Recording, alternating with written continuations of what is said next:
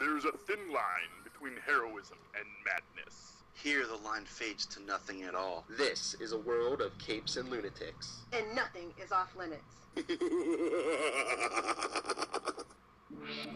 Alright, everyone. It's another new Capes and Lunatics, episode 30. Or as we like to call it, the fallout from Lilith Hellfire's birthday. Woo! I am Phil, and of course, the hungover birthday girl herself is here. Another year older, another year better. And, no, that's not her. That is Charlie. The professor. El Professor. El professore. See. See.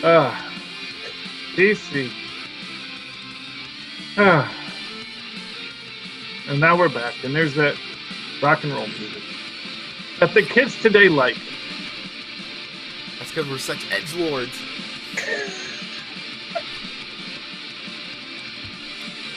That's why. What am I gonna do? That's why I tried to save everything for the podcast, because people are probably like, "What are they talking about?"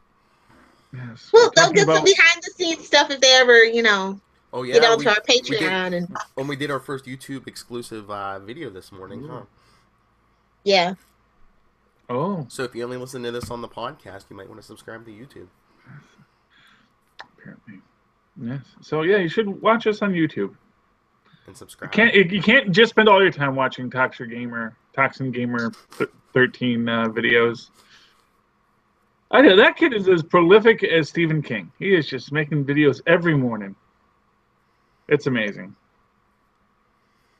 The next generation of Esther. Yeah, next generation of film creators. It's gonna be a glorious creative world in the future.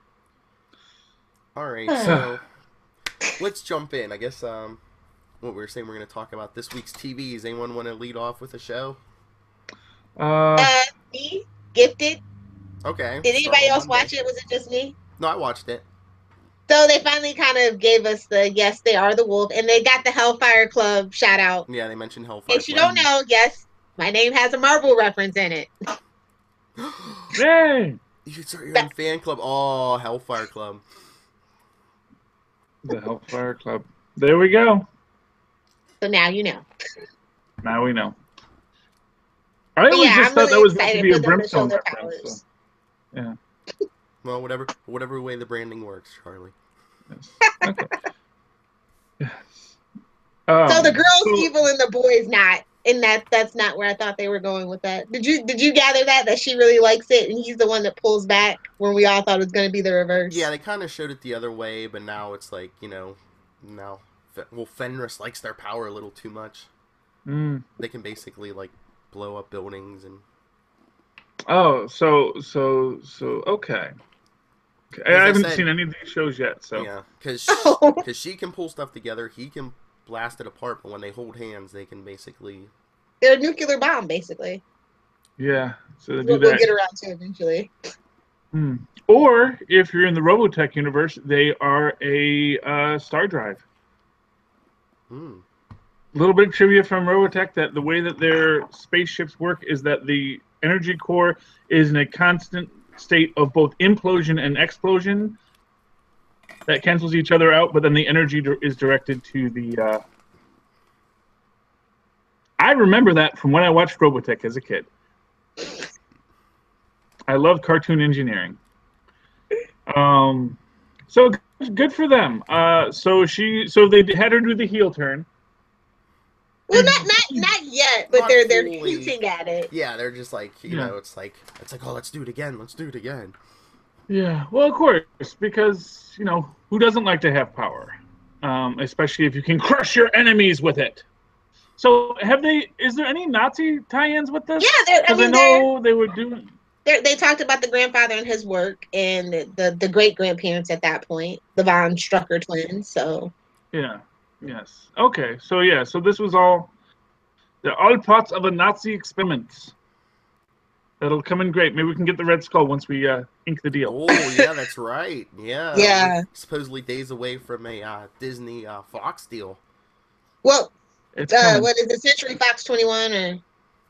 whatever it is. One of the parts of Fox, but not the whole Fox fan. The whole. Yeah, it's the production arm. Yeah. It's the production arm. So so they can't own the channels because Disney already owns ABC. So they can't own the channels, but they will get the production and the rights to all like that. And then they won't get the news arm, which is fine. Who wants that nonsense? It does well, but you're right. Who wants that nonsense? Yeah, exactly. Yeah, honestly, yeah. Disney doesn't need that associated with their brand. They're like, no, we're actually an inclusive brand because we want everyone to buy our product. With just enough racism and homophobia so that you can feel okay buying it as a racist and homophobe, but not so much that you feel bad about it. Racist or homophobe. Don't forget the that news anchors in short Disney skirts. does. And the sexual harassment, yeah. Well, Megyn Kelly's gone now, so who do they really have? Just saying. I have no idea. I never knew anchors even wore pants, so that's I always assumed under the desk. That's what I always assumed, because why would you wear pants to work if you didn't have to? Well, it's like that Seinfeld. Everybody's Donald Duck, huh? It's like that Seinfeld episode. No one wears pants that keep the crease in your pants. You take them off when. Well, no, but like you can wear shorts. You can wear your shorts. I'm not saying they're nude. I'm just saying they're being comfortable, or they could be if they wanted to. It's like why I assume judges don't wear pants. Me too. I think they're all naked under there. Well, again, they don't have to be naked. They just need to be comfortable. But they wouldn't actually be naked because really they're just wearing a robe. And if you're naked under your robe, right now, Lilith, you're naked under your clothes. Exactly. As am I, as is Phil. We're all naked under our clothing. But you get the breeze. Anyway, which is the whole point. Anyway. But anyway, the whole Disney Fox deal, are they going to get rights to TV shows? That's going to be bad. Yeah, they will actually get. Gotham. Gotham. Batman 66, and I think, yeah, they have the rights to Batman 66 too. So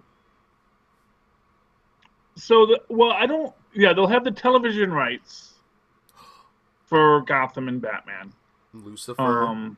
Not the movie rights. Not Lucifer. Lucifer, really? Yeah. Lucifer's on Well, Fox. for the production, yeah. Yikes. Yeah. Oh, DC's going to have trouble doing their crossovers now. Not really, because everything is on CW, which is co-owned with Warner Brothers. So yeah, I was going to say exactly. It never crossed over with Lucifer. Oh, now there's an interesting question. Did they name drop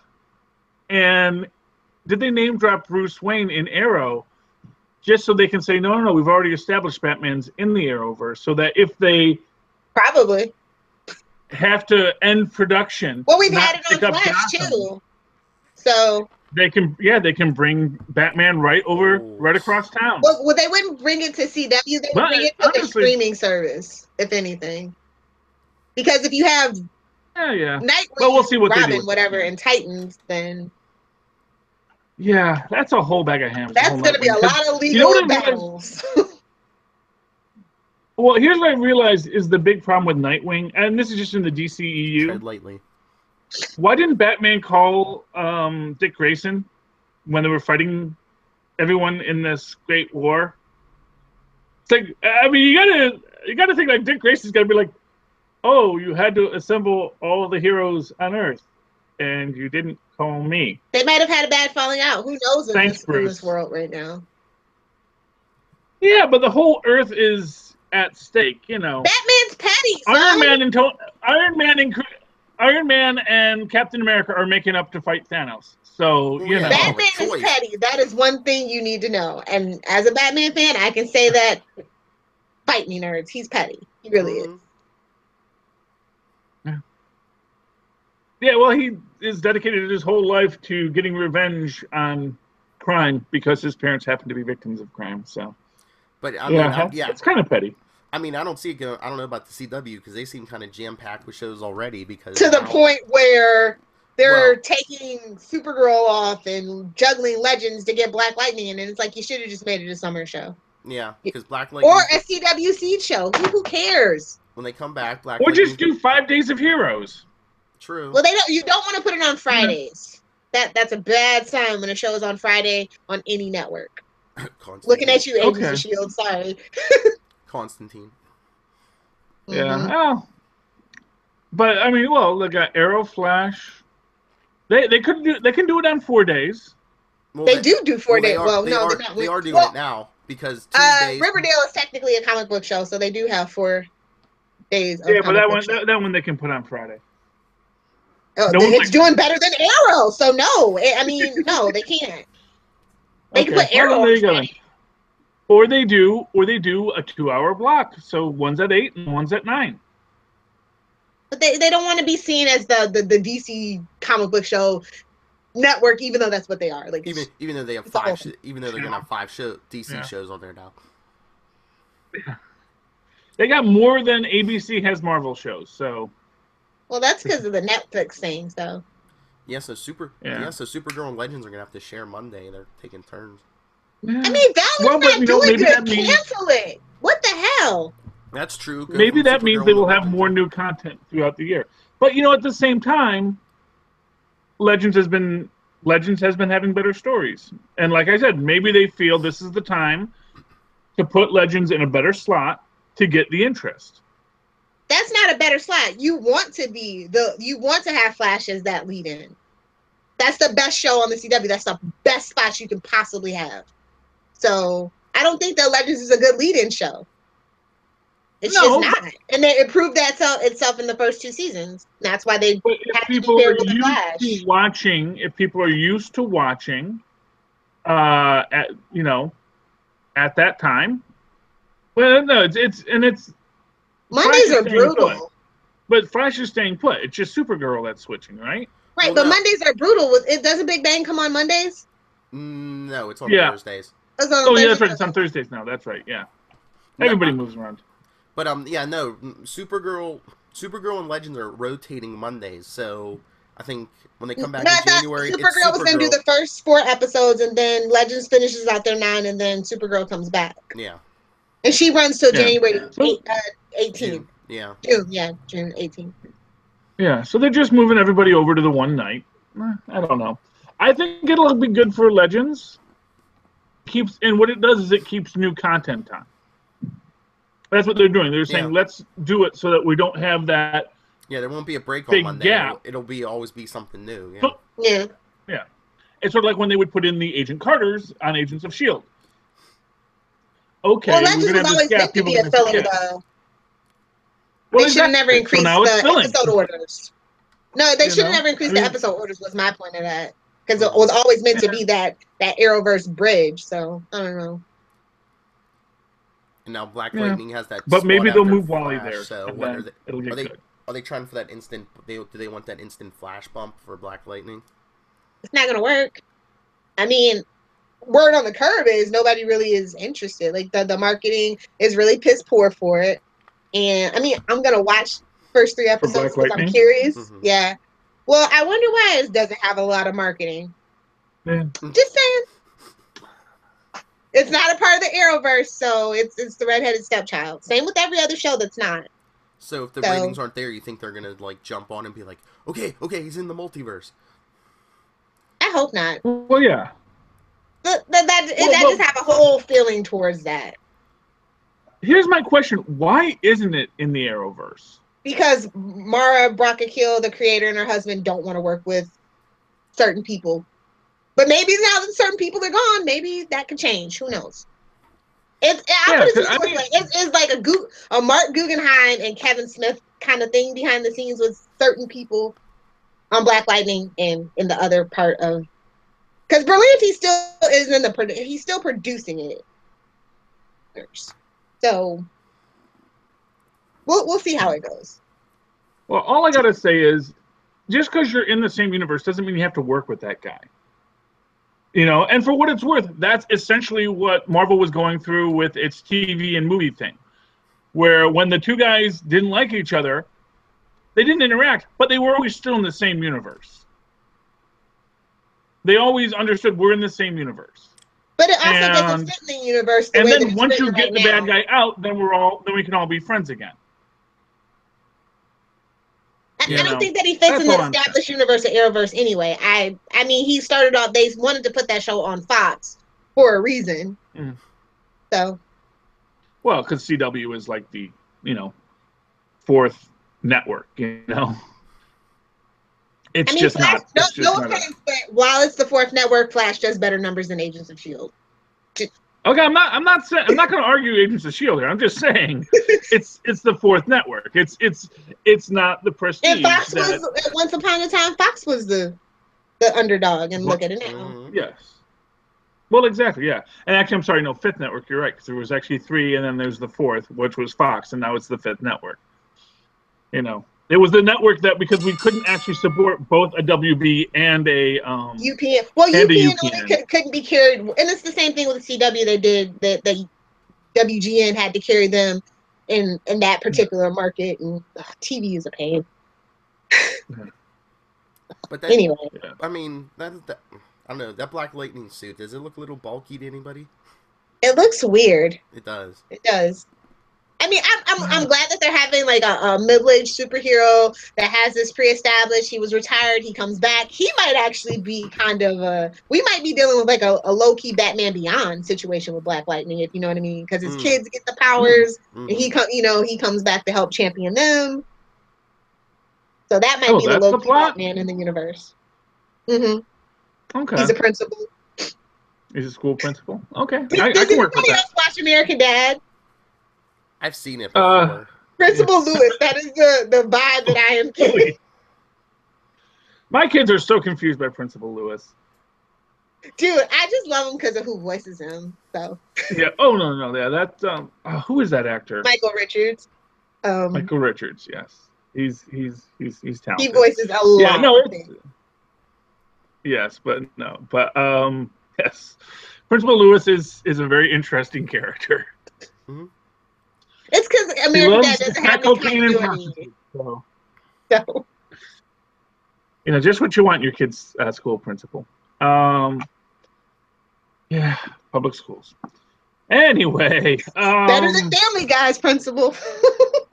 Well, since we're on a Seth MacFarlane kick, I know Charlie saw it. Lilith, did you see the Orville this week? No, not yet. It was good. It was good? Yeah. Mm-hmm.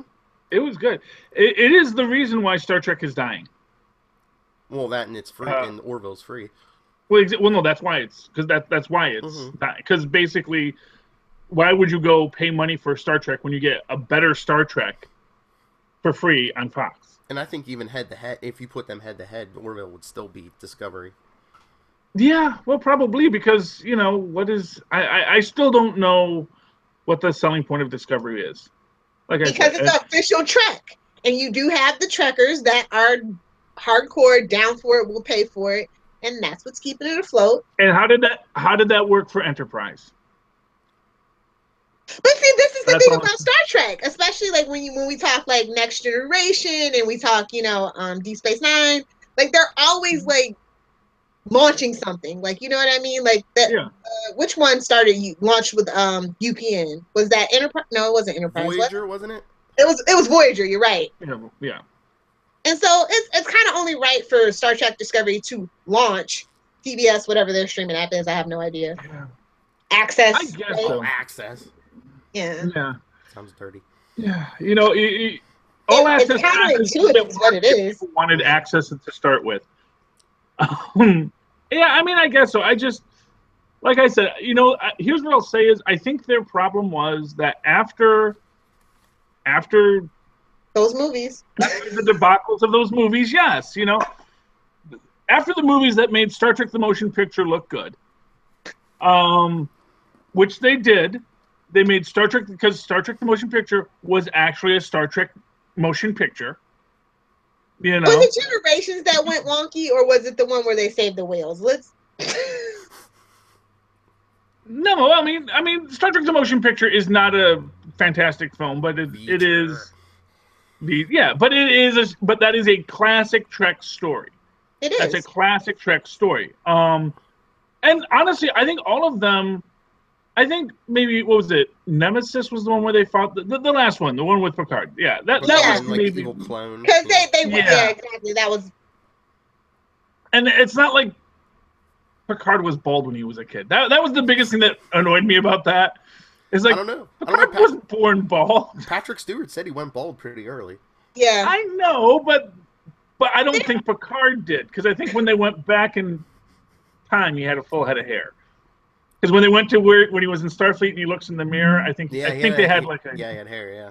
Yeah, I think I could be wrong. I could be mistaken that, but I think he had a head of luxurious hair as a young man, and then lost it all. But I think that, I think that the problem with Discovery is that they're trying to rebuild Trek in the Trek universe. Stop going back. Go forward. Yes, thank you. Yes. Well, and this is why, as we were talking about superconnectivity, I think Tarantino is the man to restore Trek. Wow, that is a I think bold statement, Charlie. Because he's turning into the skid. Getting Tarantino, a guy who can deal with dark, bad movies, but then embrace nostalgia and embrace hope and pull it out. Bring it back into what Trek is supposed to be. Are you talking just solely writing? Because he is a fantastic script doctor. Nobody is doubting you on that. But direction, I don't know. It's it. No, I mean, as far as direction goes, first off, I think if they get him a good second unit guy, I don't think you have to worry about direction.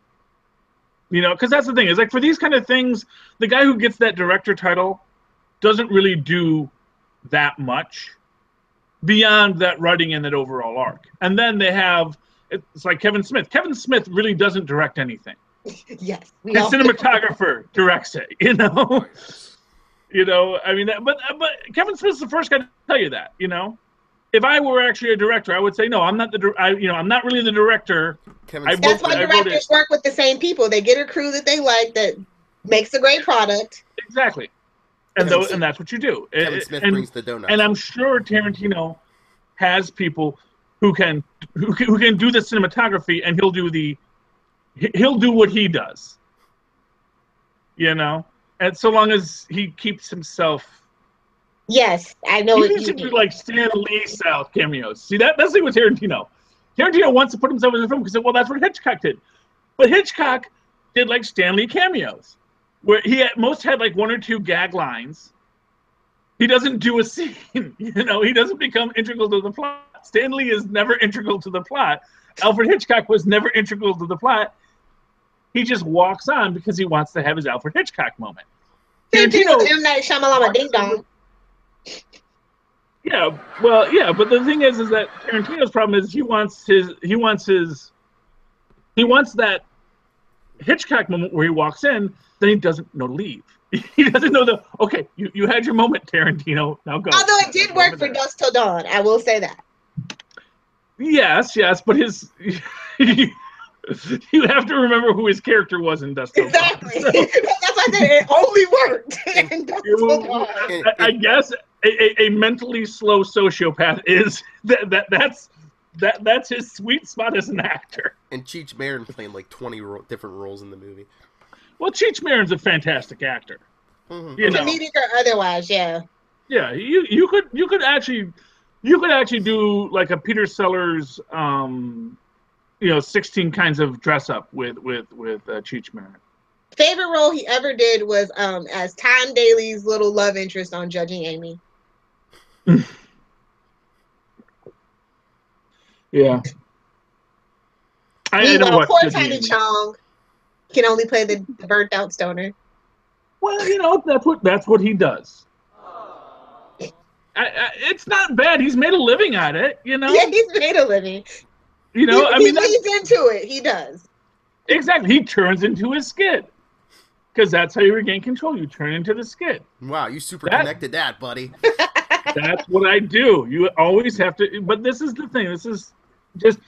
And this is what DC's problem, as I said last, is they keep on trying to fight their skid. It's like, no, you're in the skid. Just crash the car already and go up in flames. No, but you can't crash the car because that's the problem. That's the whole problem with like, oh, well, we'll just reboot it, or we'll do this, we'll do that. That's like, you're just making it worse. You have to turn into the skid. This is the universe we've built. Now let's build upon the ruins? What can we Burn do it with next? fire. How can we kill everybody involved? How can we yes and this? How can we yes and this? Improv, basic improv. It's not no, but it's yes and. Kill it with fire. Let it stay dead for 20 years and then think about it. Well, unfortunately, the shareholders won't let you let it stay dead for 20 years. That's the thing. It's like you could do that. You could do that. You could have 20 years between the Batman franchise, which was actually a pretty successful TV franchise, and the movie did okay too. And then you come back and you do your entire reboot in the 80s. Yeah. And that redefines Batman. These and days, you can do that. They're not going to let you go 20 years between Batman. They're not going to let you go 20 days. Exactly. 3 to 5 years at the most. And with the short attention spans nowadays, that's perfectly fine. Yeah. No, I mean, you can do it. Here's what you can trash everything, but then what is good gets trashed too. That's the problem. So if you completely trash Batman v Superman and Man of Steel, which I don't think you necessarily have to. That's the thing. I don't think you necessarily have to. Is the same. I think maybe when you think about it, Wonder Woman's movie was kind of standalone. It's her origin story, so yeah, it is independent on those two either. So yeah, but then when you come back to it and it's still Gal Gadot doing Wonder Woman, folks are like, well, what happened to the other guys? What is that canon? You get into that, is that canon? That's what we need. We need no canon. We just need no connected universe. I think that those stories would have been stronger as a standalone and trying to shoehorn everything in. I will agree to disagree. If everything's not connected, though, is everyone going off all Wild West style on their own, and then it's just like this is a mess. You know, I'm gonna. It's already a mess. And then more of a mess. But then what's my impetus to go see the next? You know, the Black Canary film. You know, because they screwed her up on that's my impetus to make it. What's my impetus to see it? You know, but this is the thing. It's like DC can't just do films about their Trinity. Yeah, exactly. I mean, but why would you even try to start your universe with Green Lantern? That was the main problem. Well, which is why we had to go back to the drawing board. But I don't think Green Lantern was a bad choice. I don't think The Flash is a bad choice. I don't think any of their characters were a bad choice if they were willing to cast it right and write it right. Well, yeah, Ryan Reynolds is Barry Allen, which is what it was originally supposed to be, and turned into Green Lantern. Just, you know. Oh, that would have been perfect. It was perfect, but then I'm still mad. Now, I mean, they claim that they're going to be different than the TV show, but they're doing the same thing. I mean, young Barry and... But Barry's Jewish this time, so it's different. Yeah, they should have went. He's Felicity. They should have went like the comics. I know. They think, but no, they should have went like the comics. Barry should have been a little older. You know, Ryan Reynolds would have been perfect. Established CSI. Mm-hmm. Yeah. Yeah. Well, you know. Coulda, woulda, shoulda at this point with DC. I'm so done with it.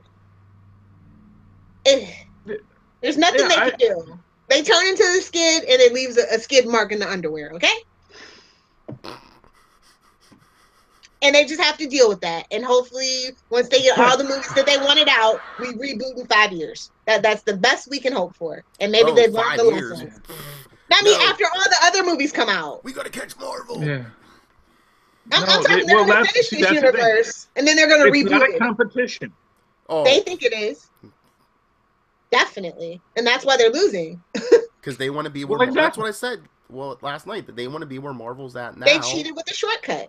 Yeah, and you can shortcut it. With Batman versus Superman, that was a cheap shortcut that they shouldn't have taken. They should have did all the solo movies first. Suicide Squad came way too early. Way too early. Before Justice League? No. Well, the villains are the great part about DC, and that I applauded them for that, but the execution was not there. Yeah, I mean, we can Monday morning quarterback this all day, but yeah, I mean and we will soon. Yes, what they needed to do is if they wanted to do. Here's the thing. Is that the problem with DC? It's all half measures. They never commit to an idea. So, for example, they could have started with Justice League. They could have started with an established superheroic universe and said, here are all the heroes, here's what we're doing, everybody's in it. And then built out where they're going to go from there. And then do the solo movies after to make you more familiar with them. Because, not for nothing, it's not like DC lacks name recognition. Mm-hmm. You don't need to tell people who Superman is, who Wonder Woman is, who Batman is. Well, again, like we said last night, if the DC stuff is executed correctly, Justice League should be doing more. It should be making more money than Avengers, because Batman, Superman, and Wonder Woman are more of a household name than like Iron Man and Thor and Black Widow. Yeah, exactly. People are comparing, Justice League's doing better than Ragnarok. It's like, yeah, it's doing better than the third Thor movie. That's not a bragging point. Granted that it was the best Thor movie. It was, without a doubt. But yeah, I totally agree. But again, Marvel, people expect Marvel to do better than DC at this point just because of how well they have established their universe and how much money every movie has made. Yeah. Mm-hmm. Because they did the hard work. They built these things up, And so they learned the hard lessons. They learned the hard lessons with Ang Lee. Exactly. And what's his name? Edward Norton. And that's the thing. Yeah. Well, no. Well, it was Ang Lee. Ang Lee was the, and what you see here is the exact same problems that DC is having, which is they got a stylistically auteur director, Ang Lee, Zack Snyder, to go in. Those two together like that.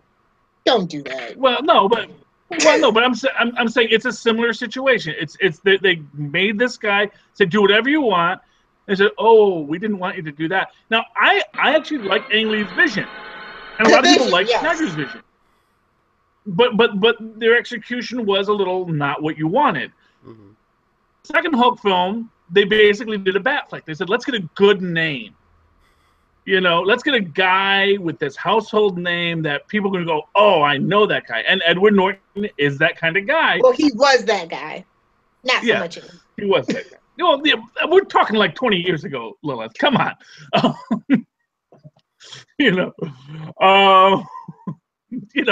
And then he starts saying, well, let's do this, and let's do that, and let's do that. And he starts putting in all this stuff that's just taking the film out of its context. So when you put these people who are bigger than when you put people who are bigger than the heroes they're representing into the film, it always ends poorly. Yep.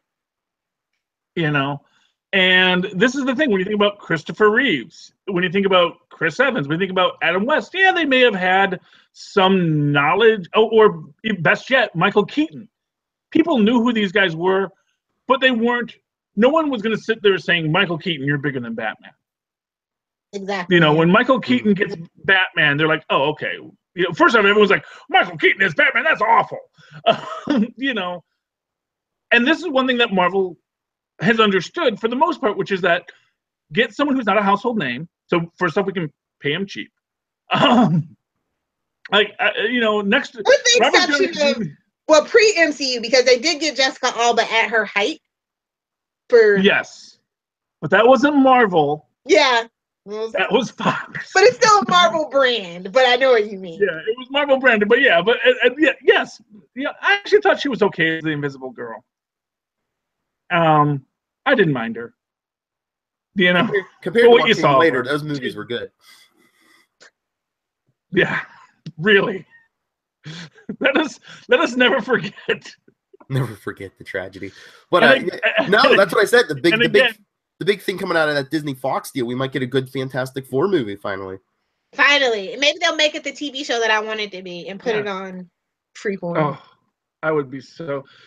Oh, but man, have you ever seen No Ordinary Family, Charlie? Because that was Greg Berlanti's vision. That's what he was emulating, was the Fantastic Four with that. And I think I remember Ordinary. I loved it. Yeah, with my favorite thing. The commissioner or the captain, whatever he was, the commish, Michael Chiklis. Yeah, well, yeah, he was the commish, and then Michael Chiklis. He was in Growing Pains as the football coach, and on the Shield. I love Michael Chiklis. I can go all day about him. And he got his start. He got his start playing Jim Belushi in the film Wired. And then people didn't like that movie and they wanted to blame him. And he's like, dude, I'm just an actor. Someone said, hey, do you want to play John Belushi? I said, sure, that'll be great. And then it was like, that was a horrible film because you made fun of John Belushi and said he took cocaine. Which come on, dude. It was the 70s. Of course he did. Yeah. Yeah, but there was a lot of ill will about the film Wired and the book it was based on because it was kind of this was back when books that were based on people's lives didn't actually have to have integrity to what actually happened. Yeah, unauthorized biographies were. Yeah, so basically the writer of Wired, they say, took a lot of liberties in what he said about people and their relationships. Now, of course, when we're talking about relationships with dead guys, everyone always remembers the relationship with a dead guy much better than it may have actually been. Mm-hmm. But still, but then you have the basic problem that you rely on people who aren't dead, and then if you rely too much on one not dead person, you get their vision of the story, and it's all Rashomon. But anyway, so that was bad for Chiklis's career. But then he came back. But then he luckily went fat and bald at a very young age. Luckily. And so he got the commish, where he got to play a 40-year-old guy when he was like in his 20s. You never think about that as an actor, but that basically was it. He got to play a fat, bald guy in his he was supposed to be like in his 40s or 50s, with a grown family, and he's like 2 years older than his daughter in that film, in that show. Basically, he's doing the male version of Angela Lansbury. Where Angela Lansbury is actually younger than her son in Manchurian Candidate. But because she had that she carried herself as an older woman. She carried herself with a level of maturity that said, I believe that lady's my mom. It's black and white. Who knows what things look like? And she's the mom in Manchurian Candidate when she's younger than her son. Well, and that's Hollywood and women too, though. So Angelina Jolie and Colin Farrell and Alexander. It was like a 2-year difference. So yeah, exactly. Yeah. No, absolutely. Yeah. Well, that's how it goes. But anyway. But that's Michael Chiklis' career. And then he reinvents himself, he loses the weight, and then he becomes middle-aged buff dad. Middle-aged buff dad. Middle-aged buff dad. I'm working towards that. I'm trying to get there, man. See, my problem is I got all this luxurious hair. I can't shave it. You shaved it before? Now, but then I needed to. I used to have it shaved, but then I gotta go. The Seinfeld episode, don't take it for granted. Yeah. Next time you shave it, you might notice the pattern. Oh, I've noticed the pattern. I know it grows back faster here and here and here than right here. Well, this part is pretty solid. I got a good strong widow's peak, so that's good. Bill, how do you let this conversation go off the rails? Come on, you're here to be the moderator. This is quality. This is quality. My favorite look is the Esther, the bald look with the mustache. Yeah. Oh yeah. Oh, that's a classic. Yeah.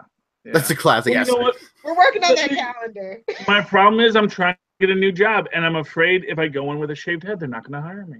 Yeah. I'm always in that spot, and because I have a full head of hair, it's like this. I'm actually almost to the age where people just assume I'm bald. And I have a shaved head. Except if it's the second day, they're going to say, wait, you have hair all over. Because the second day you get the stuff. They'll start looking for the suspenders and the steel-toed boots, Charlie. Exactly. This is what I'm saying, man. And not for nothing, the skinheads were not originally the skinheads as we know them. The skinheads were originally they were just working class guys. It was part of the punk rock scene, man. It was more about, working class rebellion, and it wasn't about what these horrible people, like everything, Nazis ruin everything. I can't have a shaved head like a classic brilliant actor like Yul Brynner or Telly Savalas because Nazis ruin everything. Yep. That's why people are punching you, Nazis. And that's the moral of the story. We should have brought this story up for Crisis on X Earth. Earth X, yeah. Yeah. And I'm just gonna say I rewatched that, and I just want to say Absolute Justice on Smallville greater than Crisis on Earth X. Fight me, nerds. Fight me. I'm sorry. What? What is greater than Crisis on Earth? Absolute Justice, which is the JSA Justice League that Smallville did, is actually better than Crisis on Earth X. Oh, possibly. I didn't. I kind of fell off on Smallville in the later seasons. Oh well, there you go. Well, that's your. But they still had Chloe. Chloe is greater than Felicity. I mean, Felicity is a very poor man's imitation of Chloe at this point. They literally even said nobody heard of you, which is what they said when the Legion came to talk to Clark. They told Chloe that they never remember that episode. Well, I love that episode. That was a great episode. Well, and in the crossover, why is he not flying? And in the fly yet. In the crossover, Eobard Thawne says, "No, people have heard of Flash and Green Arrow, but not Felicity Smoke." And I was like, yes. And then I was like, wait a minute, that's a recycled line. Oh, they're all recycled lines. They are. Oh, I was watching. New. Yeah. Oh man, Did you watch Agents of S.H.I.E.L.D.? Anybody? Yeah. Did I watch? Yeah. Agents of S.H.I.E.L.D. Yeah. I was out. I meant to. It's recorded. I just didn't get a chance to because Phil drug me out to talk about Tim Seeley really early this morning. Yeah, it's. I mean, it's. Well, I mean, I'm a bias. So I was like, ooh, in space. They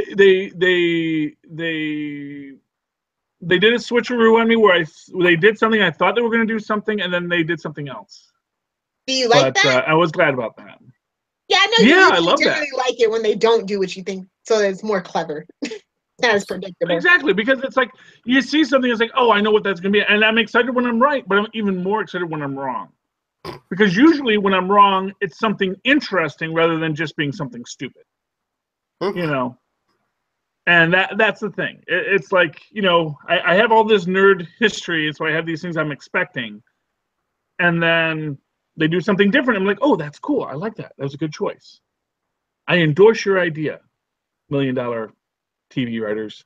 I can't believe they actually put Agents of S.H.I.E.L.D. on Fridays, though. Like, that's kind of disrespectful. I think it's it's grown by so many leaps and bounds since the first season. Are they trying to kill it? No. They're not going to kill it. They can't. Okay, listen. People don't watch TV at time anymore. Mm-hmm. And this is what it is. Because here's what Disney does. They don't chase anyone. They think of what is something new. And it's like when, Disney were the first guys to get into computer animation, and then all of a sudden they went back to hand-drawn animation. Because they said, we have to do something. We have to be ahead of the curve. You don't just do what everyone else does. But at the same time, advertisers have not adjusted their models. They have slightly, but not by much. So until their models catch up with what the actual viewing population is doing, it's risky. Oh, yeah. Money first. But I guess Disney is basically saying we've got the cash reserves. We can fight this war, and they're working on their streaming service. And the fact of the matter is that because they've done all this hard work to build out this brand of Disney, of Marvel, of soon whatever Fox has, they are going to be in this position where they're going to not just have one show that they say, here's where you're going to come for this. They're going to say, here's where you're going to come for this and this and this and this and this and this and this and this and this. We're going to do a ongoing Star Trek television series or Star Wars television series set in the Star Wars universe that will be canon. We're going to have Agents of S.H.I.E.L.D. doing their thing. We're going to have Cloak and Dagger. We're going to have the Warriors. We're going to have what Olaf the Snowman is doing now, and we're not going to make you watch it before the Coco film. Did you see that? Oh, the 22-minute short before Coco. Oh yes, which now there's going to air on ABC before the Frozen Christmas special. Yeah. Yeah. Which is what they were originally going to do anyway. And they said, well, we don't want to put it on. Which actually, again, shows that power dynamic. Where basically they had it. It was going to be a Christmas special. And then ABC was balking at them about putting it on. And they said, fine, we'll just put it in front of Coco. And then they got that backlash. And they basically went back to ABC and said, put this on. Well, yeah, I mean, when you're sitting in the theater, you guys think you were the boss. When you're sitting in the theater with young kids, that's just what you want. You know, tack another half hour on it. Where they start kids do have to pee. Yeah. You know, kids do have to pee. And this is the problem with children. Or just the attention span, you know, if they're young enough. Yeah. Well, yeah, I mean, yeah. You just put some NyQuil or some Robitussin and you're good to go, buddy. I'm kidding. You were clearly I was wondering why we didn't hear those dogs this morning. Benadryl for dogs. Yeah. No, but yeah, and then you wind up with a wet theater seat. So it's not really a good plan there. Family Guy reference. Sorry. Okay, I don't know. That got really weird really fast there. Okay, thank you. All right, I think we know what Lilith was watching for her birthday. Anyway. No. There we go. I don't want to see the future Gambit. I'm good on that. Anyway, moving right along. All right. Lilith, what did you think of the Arrows? No. We'll talk about Flash. Okay, Flash first. All right. Okay, so this is what I've discovered. Mark Guggenheim forced that wedding on the crossover because Iris gave a clap back to Felicity. And I loved it. Remember, she's like, they crashed our wedding, but I'm not bitter. Oh, yeah. That was my favorite part of the Flash this week. Oh, yeah, you know what? That bugged me too. That they interrupted their freaking wedding. It's like, can't you wait 5 minutes to finish this wedding and then say, hey, could you marry us too? No. Felicity's the most selfish thing in the Arrowverse. She just really is. You know why? Just gonna say it. White lady privilege. Okay, I wasn't the one that had to say it. Thank you. No, I'm gonna say it, man. That was totally like, excuse me, Ms. Someone else is getting married. And yes, it's great. You want to get married to your boyfriend, and you can do it right now if you want. I'm not going to stop it. Don't freaking take my wedding. It's bad enough that Nazis crashed it. Yeah, not for nothing. Not for nothing. It's like we just fought Nazis, and you're like, sorry, I'm going to take your wedding. Hope you don't mind. And then they don't invite anybody to their wedding reception. I'm just saying, selfish lady. Mm-hmm. Mm-hmm. They didn't even get anything on the registry. Like, how dare they? I mean, espresso machine is nice though. 40 toasters. McRory for the win. Heatwave got them 40 toasters. A fire sale. They're like, oh, dude, they returned them.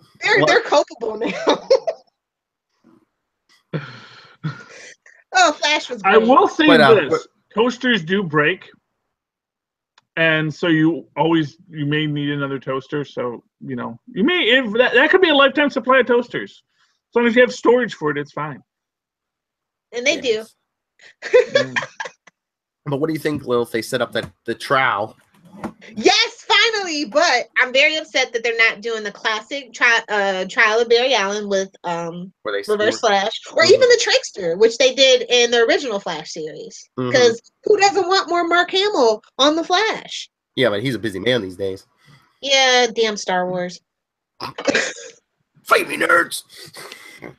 I'm not a big Star Wars fan, so I think it's overrated. At Lil Hellfire. Yeah, go ahead. Fight me, nerds. I'll wait. All right, I guess that answers my question. If anyone was going to see Force Awakens next week. I haven't seen any of the new Star Wars movies. I mean, ever since the prequels, I've been no more Star Wars for me. Oh, they're better than the prequels. No, I don't care. I don't care anymore. I would need money, and right now I'm putting all my money to not being evicted. So that's all right. I'm pretty sure Tyler's seen it, so him and I can do some kind of review for it. But no, seriously, I've been mad about the Star Wars because they had all the books, all the 2 TV shows, and now that's not canon anymore since Marvel bought that franchise, and that was some great canon. And I've just been mad about it ever since. And when I'm mad, and I'm steadfast in my determination, it's over. The problem wasn't that it's not canon, Lilith. It's that there was too much canon. And no that's what such Disney thing. came in. No such thing. But not when the canon is completely contradictory. Well, that's what canon is if you write it long enough. That everybody knows that.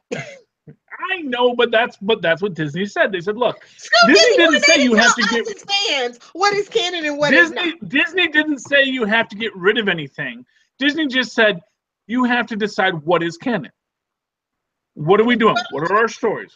What are our official stories? You know, glitter in a Jedi's eye. You know, you can't have that be canon and everything else be canon. And it was probably the best sequel of them all.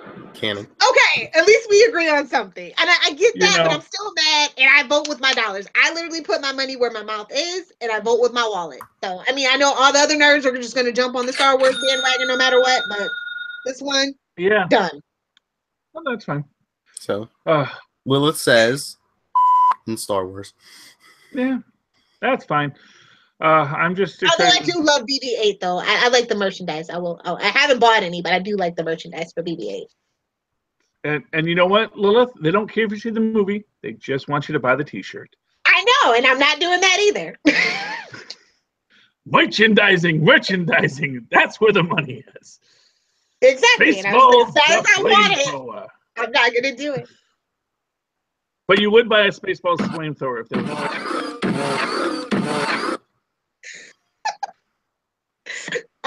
Yeah. So, what did you think of the Flash film? The very Merry Christmas special. DeVoe switching bodies and. Oh yeah, setting Barry up for murder. Yeah. It's kind of gross though. Like, poor black guy.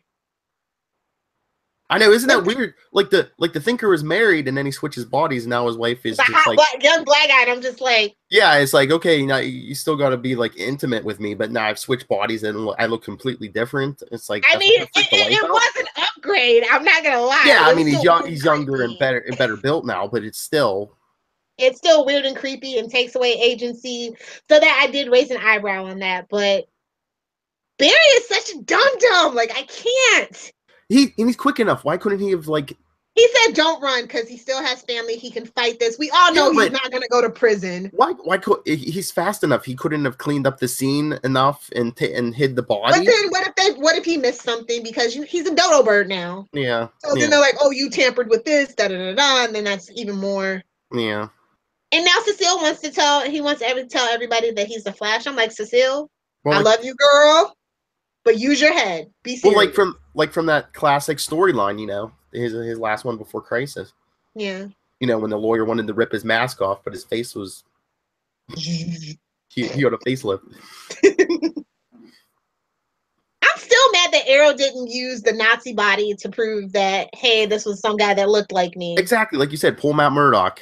You know, tell the FBI, hey, look. I mean, they love to make Marvel references so much in the Arrowverse. Why not? There was an Oliver Queen duplicate. He must have been the one running around as the Arrow, not me. Look, he even has the clothes. Mm-hmm. And now Renee, and I've never been a fan of Wild Dog, like on Arrow.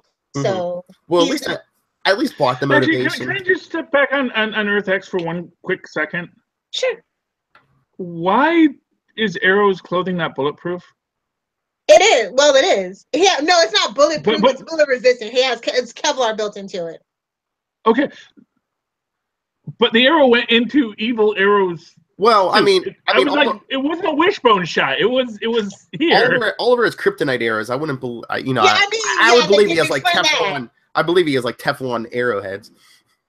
Okay, I guess so. I don't know. It just kind of struck me as like, well, I'm wondering like, oh, that's cool. He killed the arrow. Well, first of all, I was actually hoping they were going to have the evil arrow be arrested for invasion of a planet, you know. That would be like evil. Because he's like the leader of his world. Like he's Gypsy and sent him to Earth 19 for trial or something, because they are planet hoppers.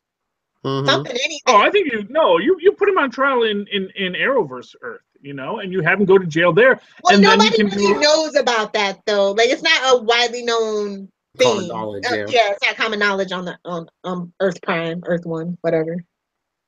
I think it's common knowledge that they just got invaded by Nazis. Is it though? It feels like it only happened in Star City, or I mean, not Star City. Central There City. were a lot of dead people on the ground in Star City. That happens every May in Star City. Nobody bats an eye. All right, and it also happens in Central City. So. Well, I mean, that does bring up. For seasonal superheroes, there is a very high crime rate. That's all I'm saying. They bring up the crazies. Batman proves it. Well, I mean, it does bring up a good point. What did they do with that evil Oliver Queen body? Did they throw it back through the portal? Incinerate it? Yeah, I mean, they never really said what happened to it. I mean, well, poor evil Supergirl blew up. So, but then Reverse Flash gets to live. So, was Citizen Cold and the Ray a couple prior to that last scene? Yeah, they've been a couple for a while. Okay, but it's when they decided to stay. Yeah, because they were kissing. Did they show that in the Flash episode? In the Flash episode. No. Yeah. Although I haven't watched it yet, but they did yesterday. The Freedom Fighter cartoon, is that out yet? It started yesterday. I didn't watch it yet, but yeah, so they're only doing one a week, right? No, I think it looks like they might have dropped like 6 episodes or something. Is that all? That's the whole thing then. Yeah, I think cool. Something to talk about. Mm-hmm. Okay. Very cool. I'm just waiting on the Constantine. I'm just curious if they had established that they were a couple earlier in the crossover, or if that was just a little gimme at the very end where they kiss and. No, they had established it. Okay. Yeah, that's a really healthy couple that he's okay with his spouse leaving when it's like, we just killed the Fuhrer. It's going to be a lot of chaos back in our world. Maybe we could use Citizen Cold there. I'm just saying when he's like, I'm going to stay with these guys because my actor needs work. But, I kind of, it makes me wonder how long it's going to be till Stein gets resurrected because, Never. Victor Gerber doesn't want to come back. But anyway, he loves his Broadway thing, and I love my Broadway, so good for him. Charlie, are you up to date on Legends?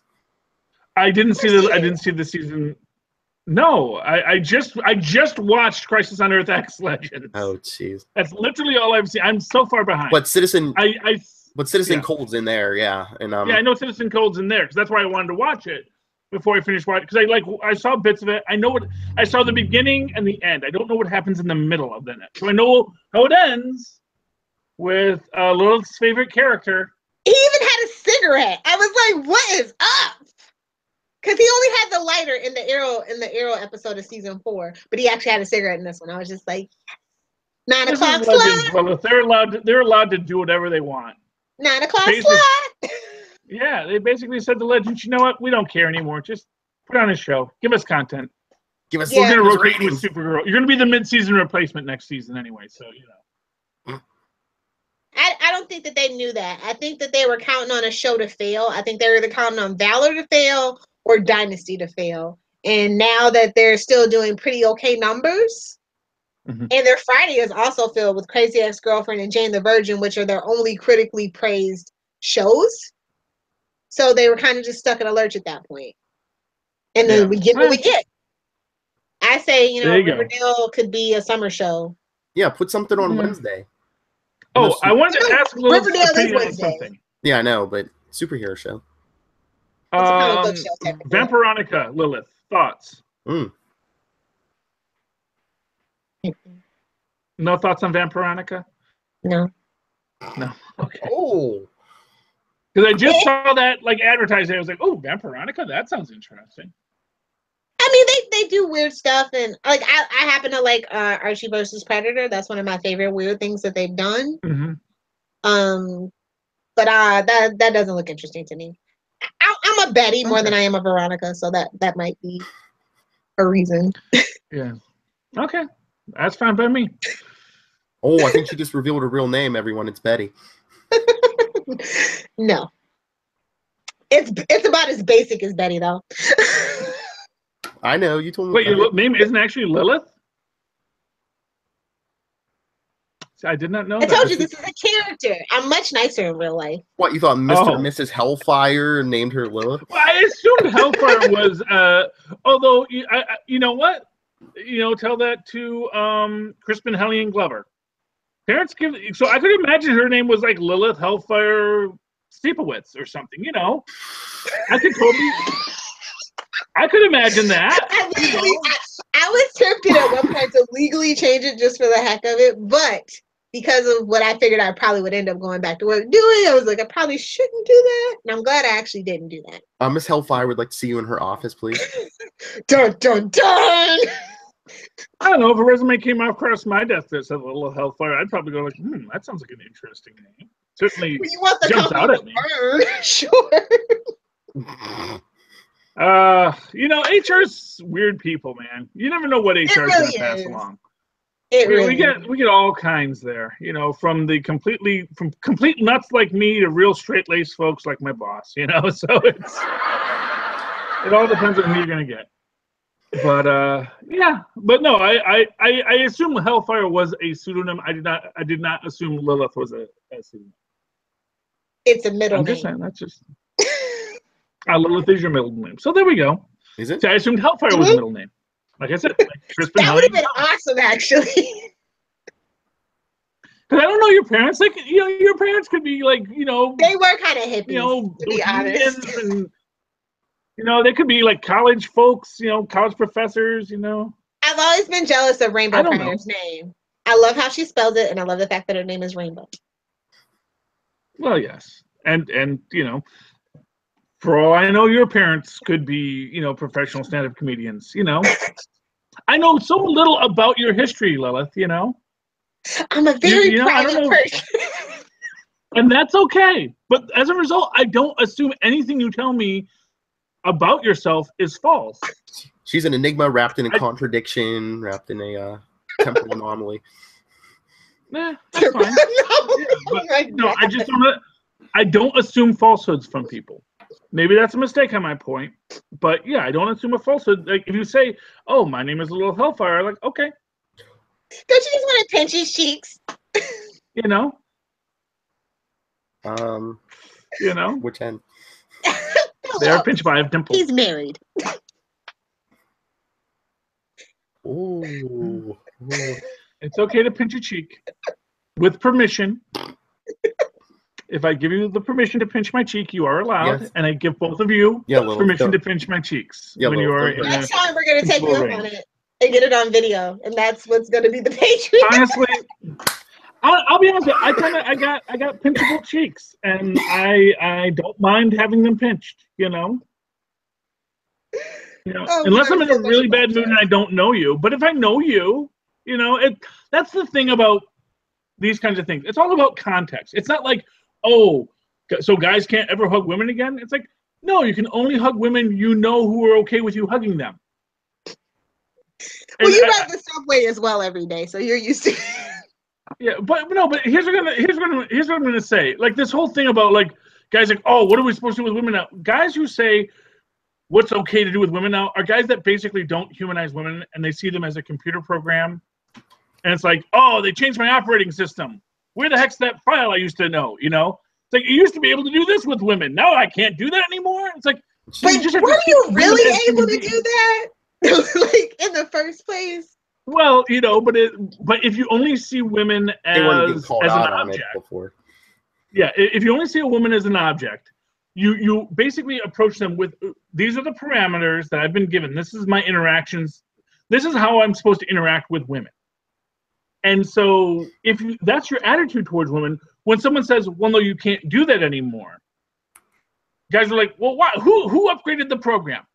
We used to have this thing here. It's like when they upgrade your Windows, or you upgrade the your Office suite, and all of a sudden it's like there's a whole extra step now to save a file. It used to be save as. That was all you had to do. All right, and now it's like no paperclip. Gentlemen, let me give you advice. Yeah. If it's not but that's the thing, and that's how guys are approaching women, and now they're mad because they have the same level of rage about this as they do about when Windows changes how you save something or create a new document.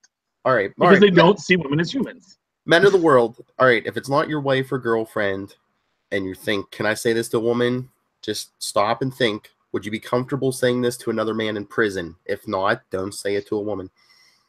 Another man in prison. I don't know. I think it's okay if a man in prison has a nice top to tell him his top is nice. I believe that. I I will never stop complimenting people on fantastic fashion choices.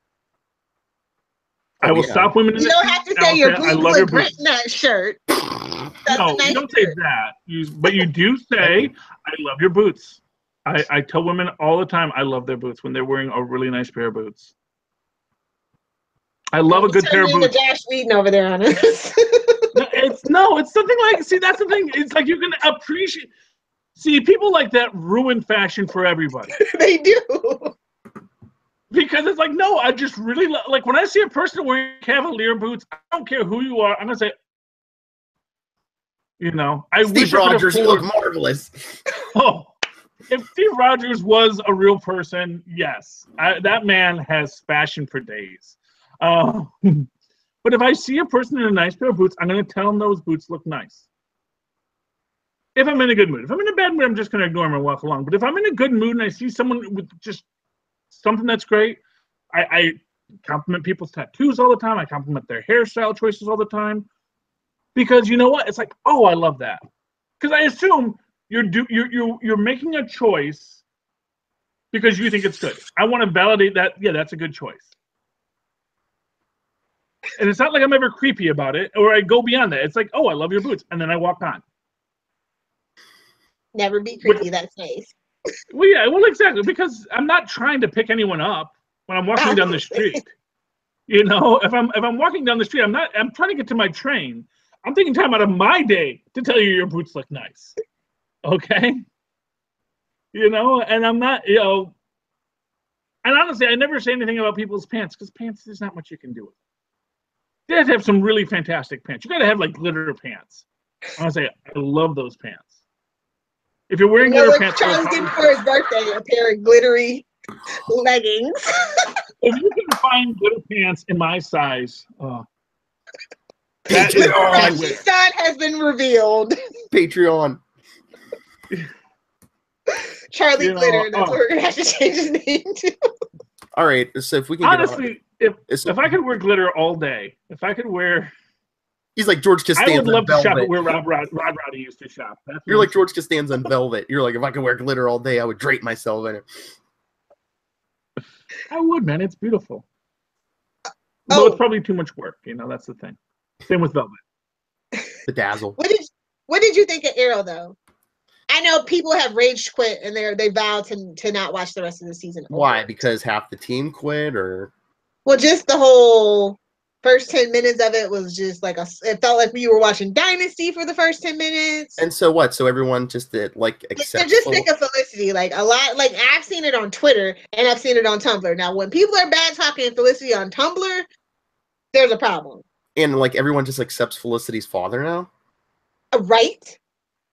Like, oh yeah, he was this. He was the villain calculator, and all of a sudden everyone's just like, oh yeah, come in. The last time he was around, though, he did help them save the world. So yeah, true. Yeah. Redemption wasn't earned, but it's Arrow. Everything's cheap now. Did you cheer when you saw Felicity in the garbage can? I mean, too little, too late. She is single-handedly destroying Arrow. Like the character is it's too much for me. And I kind of probably, like I said, I was gonna give it up after the crossover. I'm definitely done now. There's nothing they can do for me. Lilith, remember what this year is. #feminism on the CW. The Andrew Cuthbert gone anymore. Maybe we'll actually get some feminism instead of faux feminism. How about that? How about you don't have to tell me? If you have to tell somebody instead of show them, maybe you need to go back to writing school. Now this house will be bitching. Dude, I totally want him to say it, by the way, in the Flash. They keep bringing that phrase up. What was that this week? That's like the fifth time. Yeah, so something's coming to that by the end of the season. I totally wanted him to say this house was bitching, though. I did. But yeah, it was like the fourth or fifth time they've dropped that line, so it means something. Definitely. Or they just knew that the fandom would pick up on it. Maybe. So I think we are going to come back to that. Yeah, I guarantee it. All right, so you want to read any good comics this week? Nightwing 34. Tim Seeley's last. And they changed. We talked about it, but I don't like this. DC, I'm glad Rebirth is gone, but I don't like the side panel. Yeah. No more Rebirth on top. It's the cover. And look, it's a Bat book. Yeah. I like that. That's nice. Bat books. It's a work in progress. Lilith, it's how you know which books to buy. Lilith, did you read Batman? What's the brand? I did, but you know what? My favorite one this week was actually Batman and Teenage Mutant Ninja Turtles 2. It was the first one of this arc. It was great.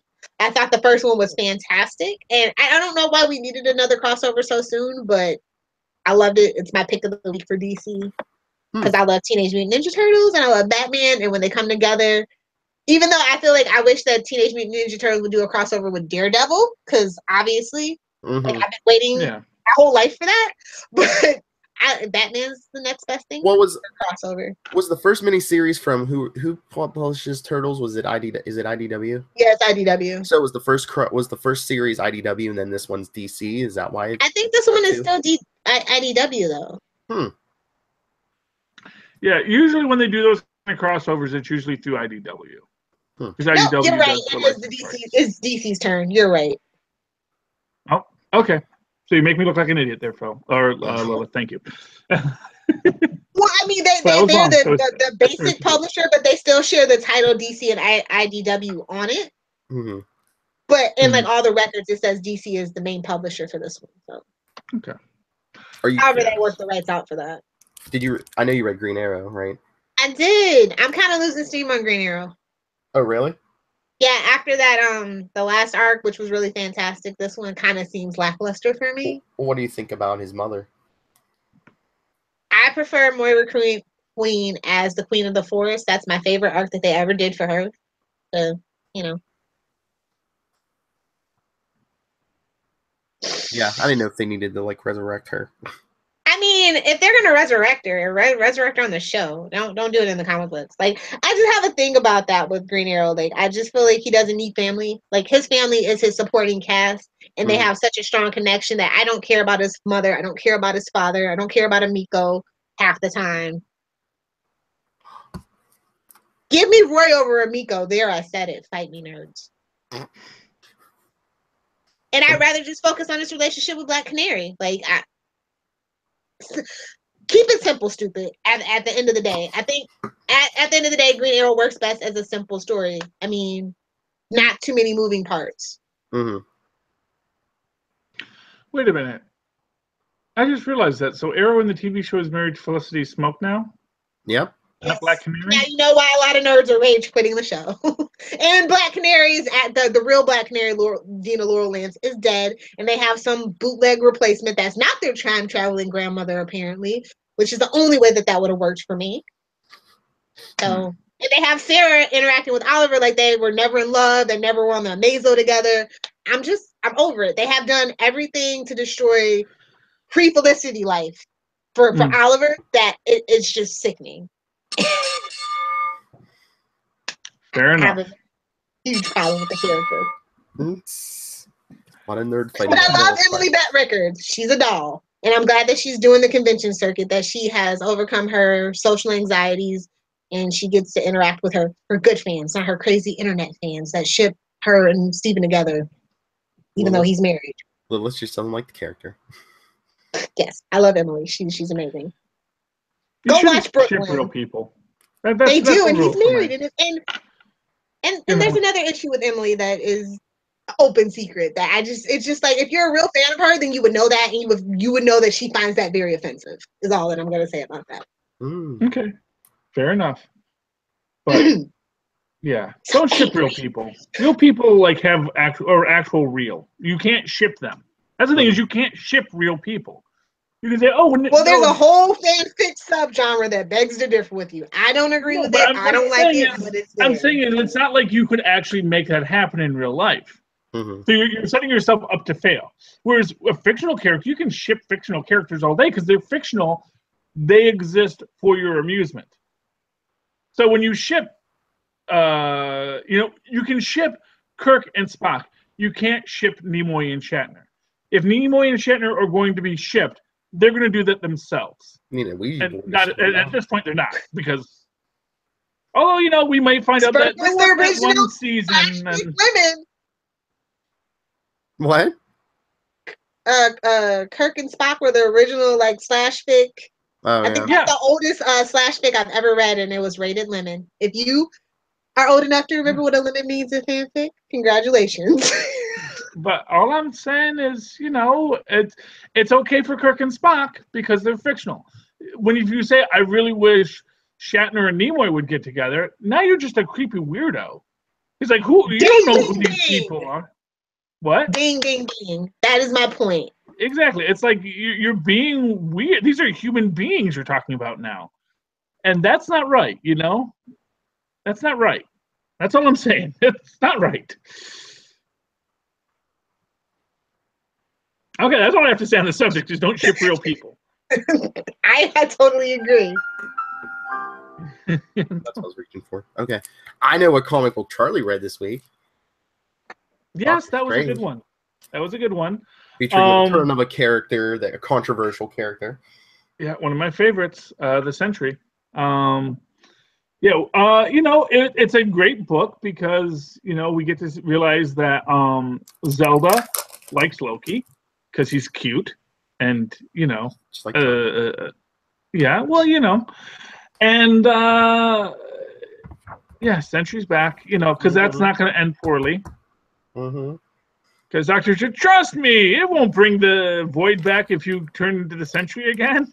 I'm telling you, I don't know if that's like Secret War shenanigans or if they had that plan from the start. You know. Well, he was alive again. He had come back to life prior to Secret War. Yeah, when they were doing the Death Sentinel, they brought a bunch of villains of the Avengers back to life. Yeah. And Sentry was one of them, and then Sentry redeems himself. This was when this was just before all the incursions. Yeah. And like what's his name? The Japanese superhero with the microwave powers. Who's Sunfire? Oh, Sunfire. Sunfire. Okay. Sunfire. Yeah, Sunfire. Yeah. You know, he got himself all burnt up, and so that's why he's got to wear his mask. Yeah, so I remember that. Yeah. He's got the Deadpool face, as they say in the circles. Yeah, but so he had come back, and so he had been around for a while, and he was like, and in that one he says, "I don't think the Void's back. You know, the Void's gone because I died, and so the Void died, and now I got to figure out who I am." And apparently, for whatever reason, he decided to have Doctor Strange help him go back to being Bob Reynolds and live on a mountaintop and be in his own like crazy mind. He pulled a because Dexter. Well, you know what? I mean, exactly what he is a very interesting question. They've actually dealt with some things. There was another character. I remember reading it. It was like because they keep on going back to like the weapon, like, you know, the Weapon Plus program, the Super Soldier program, things they did after Steve Rogers. And what they did do one where a guy basically got unlimited psychic ability. Basically, he became peak psychic powers and basically becomes a molecule man kind of guy, which they immediately kill off because the story is going through his because, you know, it's great to create an Omega level character that you just kill, and then you have everyone trying to figure out the mystery of it. It was in some series I was reading. It was Dominic Fortune's last book, which is why I picked it up, because you put Dominic Fortune in a book, I'm going to pick it up. You know. Oh yes. He's one of my guys, man. Ever since Marvel Team Up, I've loved Dominic Fortune. You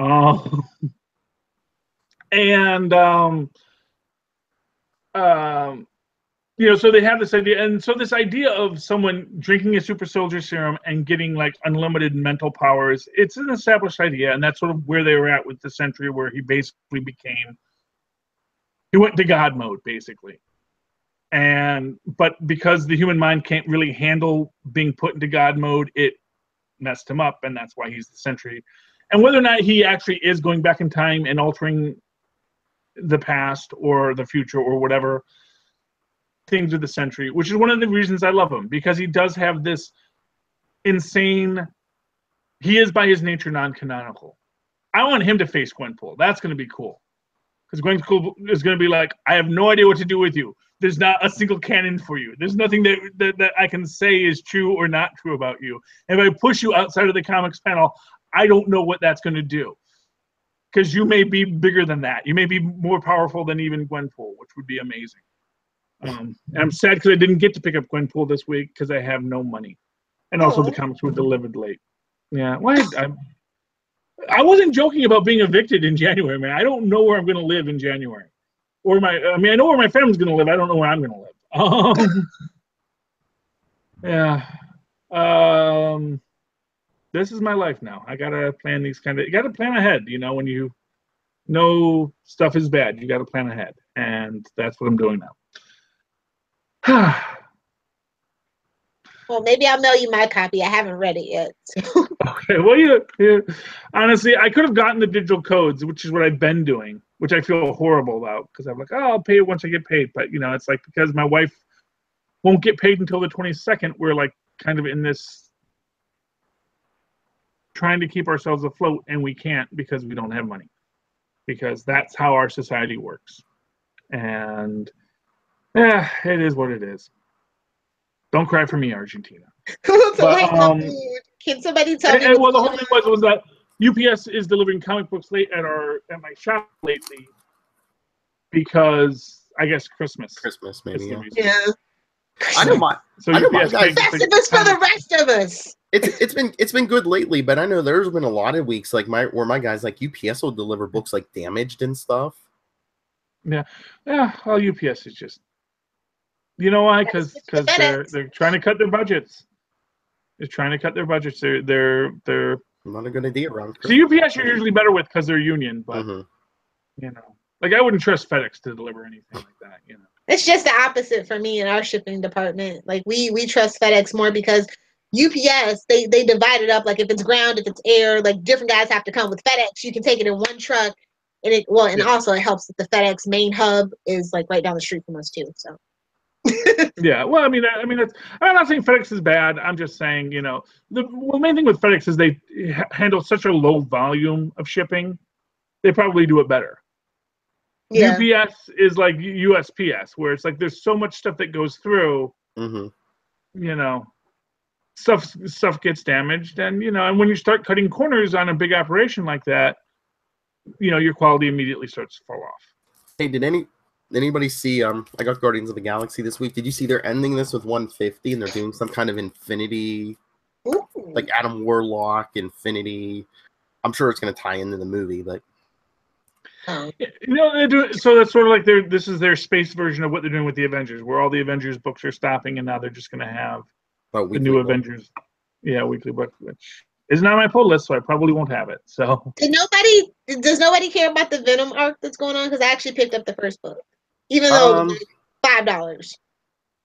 I know it's partially going through Amazing Spider-Man, so I'm going to read it there, but I haven't picked up like the Venom book. I mean, I happen to like Eddie Brock and Flash Thompson, so that's why I kind of like picked it up. Is it good? I might have to get it if you say it's good. I'd give it about because they're just getting the ball rolling, so there's a couple of things that could be going on, and I want to investigate. But yeah, it looks like it could be a pretty cool storyline event or whatever they're gonna call it. I was surprised to see it. I was just like, I didn't hear about this, and I just picked it up because it's Venom. I like it. No, fair enough. I mean, I would have, if I was a guy with money, I would have certainly picked it up. I was actually interested in it. Tristan loves Venom, so I always know that that's a good book for me to buy because it's going to get read by someone else aside from me in the house. But no, it's story of my life right now. Sorry. Lilith, are you reading any X books? No, I'm waiting on Jean. Okay. Well, they kind of brought Xavier back. Well, at least his brain. Again? Well, his brain, he didn't have a body, so they kind of stuck him in Phantom X. Really? Mm-hmm. Oh, he's in Phantom X's body. Well, I guess until they clone him a body or something. I was going to say, they're going to... And where's Phantom X? They're going to make sure that it walks, or he's going to be in the wheelchair again. Oh, why clone a body if you're gonna? You know the play. They always clone him a body. It works fine, and then somebody has to snap that spine every time. Please do that. The Shadow King or Cassandra, what's her face? Yeah, somebody's always snapping that back. Yeah. I love the inclusivity of having Xavier in a wheelchair, but it's old. Let's just get over that. Well, it wouldn't be old except that they keep on putting him back into it. Yeah, exactly. You know, it's like, you know, it's like if Tony Stark suddenly had heart problems again. It would be like, really? We're going to go back to that? You know, it's like... People forget heart conditions like nobody's business. Like, Quentin has a heart condition. Laurel's death should have killed him. Just saying. Bitter. I'm sorry. I'm always going to be bitter. But when I saw they announced that, I mean, they brought him back in, what was that special? The Marvel Legacy special, but the original Wolverine's going to be in Phoenix Resurrection. Really? Mm-hmm. Now I have to pick it up. Well, they said there was artwork with him, so whether that's just like something. Now, is this the original Wolverine, or is this just another Wolverine? Well, after that Marvel Legacy special, he had one of the Infinity Gems, so I'm assuming. But what I'm saying is, unless it's a multiverse, because there's is there still a Wolverine trapped in adamantium? That's the question. I think they said this is the original Wolverine, and because they were even saying Old Man Logan ain't gonna be happy about this. Yeah. Well, yeah, because he's from a different timeline. He's from a timeline where he didn't get encased in adamantium. You know, he's from a timeline where Acts of Vengeance worked. That's basically what that's the entire Old Man Logan story. Is Acts of Vengeance worked, and really it was all Loki's fault. Loki destroyed the world as usual. I mean, they keep retreading everything. I'm waiting for Acts of Vengeance too. Electric Boogaloo. You're gonna get Secret Wars 5, silly. No, Acts of Vengeance. You know, Spider-Man gets Captain Universe powers again. Different people fight different villains. Although it seems like we get that these days anymore. Anyway, people just fight any villain. Well, yeah. At this point, I think that the conceit of Acts of Vengeance doesn't work as well anymore because people don't have just one villain anymore. You know. Mm-hmm. Since the heroes have been getting more and more into everybody's books, you know, nobody just fights one set of, because people used to just fight one set of villains. Mm-hmm. Own books, you know, and you know, that was the thing. And so when they broke that up, pretty much after Acts of Vengeance, after that, then everyone started getting into everybody else's books and cross promotion. Cross promotion is great, but sometimes it can bite you. Yeah. Hinder you. How much longer are we going to go with all this, guys? How much more do we got to talk about? I think that's good for me, unless anyone else has anything. Nope. No. All right. Yeah, I know we're trying to. Rob told us to get to shorter episodes because this is too much for you people. Oh, please! Then we get. Say you get bored. Then we'll get him on one of these weeks to talk DCEU, and we'll see how short we go. Okay. All right. Birthday girl, Lilith Hellfire. If people want to send you presents, where can they get a hold of you? Don't send me presents, but you can tweet me at Lilith Hellfire or at Adventures in FG. You can find me on at Adventures in FG on Pinterest, Facebook, Twitter, and Instagram. And also check out my website, Adventures in Fangirling. And please be sure to check out our network, SouthgateMediaGroup.com. Click on some affiliate links. Go shopping. It is the Christmas season. Yay, capitalism. To the capital. And Charlie Esser, if people would like to send you presents, where can they get a hold of you?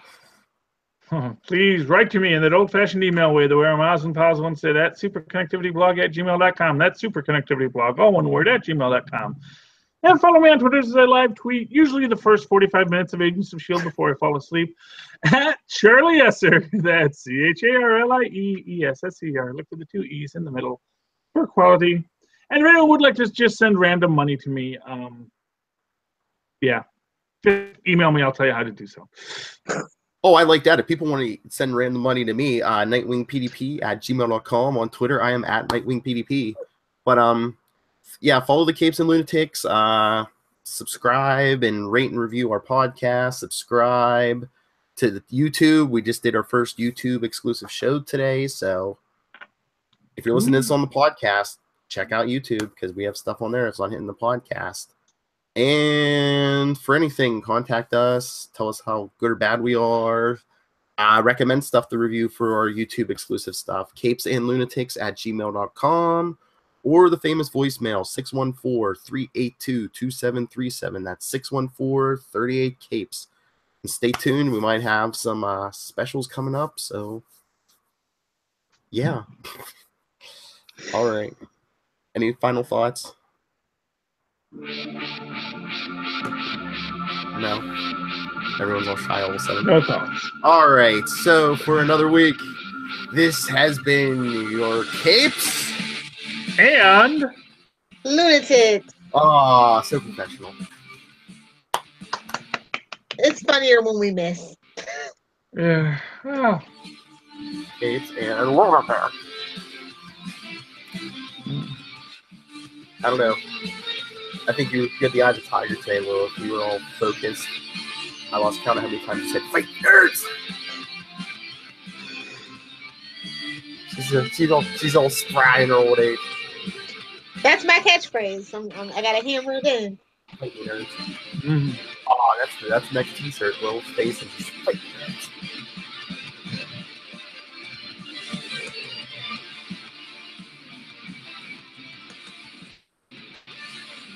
Can't we all just get along?